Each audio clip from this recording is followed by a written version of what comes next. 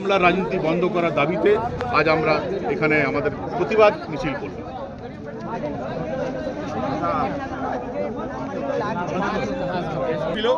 এবং গতকাল থেকে আমরা দেখছি টিভিতে দেখাচ্ছে কেন্দ্রা অঞ্চলে একজন আদিবাসী ভাই সে একটা ড্রেন উদ্বোধন করতে গিয়ে ঠাকুরের নাম করেছিল বলে তাকে ধমকি দিয়েছে তৃণমূল কংগ্রেসের লোকেরা।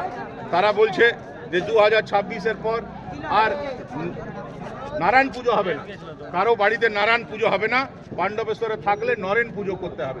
কিন্তু পাণ্ডবেশ্বরবাসী এটা ঠিক করবে যে 2026-এর পর তারা বাড়িতে নারায়ণ পুজো করতে চায় না নরেন পুজো করতে চায়, পাণ্ডবেশ্বরবাসীকে এটা ঠিক করতে হবে।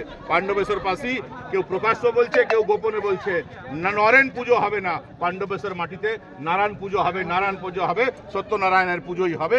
আগামী দিনে নরেনকে রাজনৈতিকভাবে বিসর্জন দেবে পাণ্ডবেশ্বরের মানুষ। তৃণমূল নেতাদের দাবি যে বিজেপি যতই পাণ্ডবেশ্বরে সভা করুক বিজেপিকে 1 লক্ষ ভোটে হারাবে। না, তৃণমূল নেতাকে আপনি যাদের কথা বলছেন তারা কি নেতা? তারা কি করে ব্যক্তিগত জীবনে কি করে আপনি খবর নিয়ে দেখুন। কেউ বালির ঘাট চালায়, কেউ কয়লার ডিপু চালায়, কেউ লোহার ব্যবসা করে, এসব করে তো। কেউ বালির ব্যবসা করে, কেউ জুয়ার ঠেক চালায়। তো ওদেরকে আপনারা তৃণমূল নেতা বলছেন, তো ওরাই ওইরকম তৃণমূল নেতা পাণ্ডবেশ্বরবাসী চাই। আমরা বোমা পিস্তলের রাজনীতি করতে চাই না। তাই দেখবেন আমার সমস্ত কর্মী যেখানে যাচ্ছি বাচ্চাদের হাতে আমরা কলম তুলে দিচ্ছি। আমরা আমাদের বাচ্চাদের হাতে কলম দিতে চাই, আমাদের বাচ্চাদের হাতে বোমা পিস্তল গুলি এগুলো দিতে চাই না।